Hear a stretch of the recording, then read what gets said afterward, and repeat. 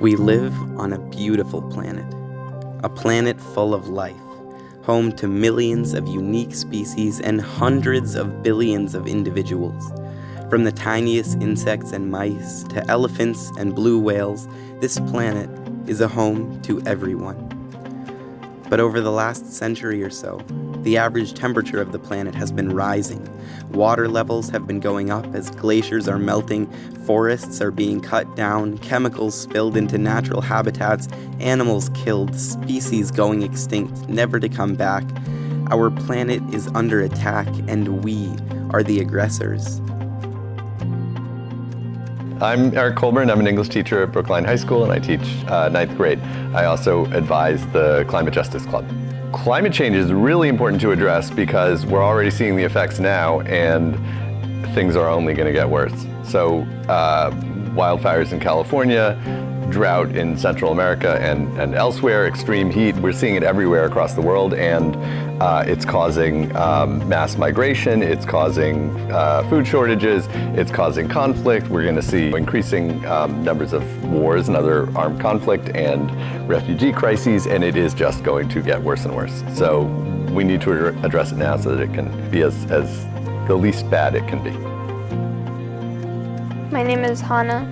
I am a 9th grader at Brookline High School, and I'm a member of the Warriors for Animal Rights Club. The meat industry has a lot of devastating effects on the environment, such as deforestation. Even just one meatless meal can save up to 133 gallons of water. Hi, I'm Shira Fisher. I'm a Brookline High alum and a town meeting member from Precinct 11. I studied medicine and epidemiology, and in my day job I work on health policy, specifically thinking about how technology can help improve health. Meat is particularly bad for the environment. The New York Times just had a great article with a lot of visuals showing these comparisons, and they reported that meat and dairy have the biggest impact on the environment of all the foods we eat. And it also is just uses an extraordinary amount of land. So, like in the United States, something like 40% of the land area in the US is used for animal agriculture, for grazing, for raising plants to feed animals, and that's a lot of land. And there's not enough earth to raise enough meat for all of humanity to eat at the rate that, like, Americans are eating meat.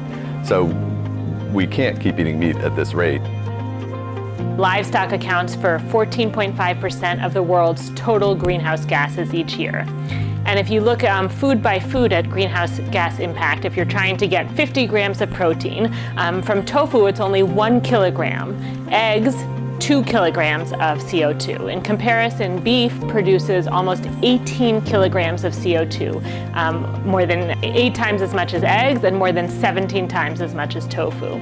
Meat is really bad for the environment. It's surprising to me. I didn't realize this maybe 10 years ago, and I ate a lot of meat. And meat, it turns out, accounts for something like 35%. I think the numbers are really contested because it's really hard to get a good estimate, but some estimates are like 20%, some estimates are like 50% of all greenhouse gas emissions worldwide, which is like huge. It's a lot. It's like, arguably worse than transportation, which everybody thinks of as like, oh, you drive your car and you emit carbon. But animal agriculture is terrible for the environment. So it's really bad. Also, the water use of producing meat. Per ton of product, animal products generally have a larger water footprint and also take larger water needs for each calorie that they produce. The average water footprint per calorie for beef is 20 times larger than for cereals and starchy foods. Recently, Brookline High School began participating in Meatless Mondays, meaning there is no longer any meat served in BHS cafeterias on Mondays, in an effort to reduce our environmental impact and teach students healthy, sustainable eating habits. Schools and school districts across the country are doing the same. Los Angeles, Baltimore, New York City, Pittsburgh, Sacramento, and Cleveland are among some of the many school districts participating in Meatless Mondays. Other institutions such as the New York Presbyterian Hospital and Syracuse University are doing the same. Meatless Mondays will significantly reduce the carbon footprint, the water usage, and the land usage of our cafeterias. On average, just one meatless meal takes about 50% less water and 80% less land to produce compared to one plant-based meal. Over the course of just 1 year, if every BHS student ate meatless just 1 day a week, together we could save an area of land the size of nearly 6,000 tennis courts. Meatless Mondays are great, and it's amazing that it is happening. So Meatless Mondays are really important because it means that we're, I guess, theoretically using like 20% less meat than we were, which means fewer greenhouse gas emissions and less animal cruelty as well.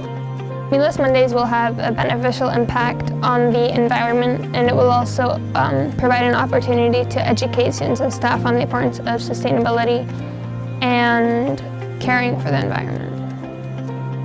Meatless Mondays, I think, is a great idea.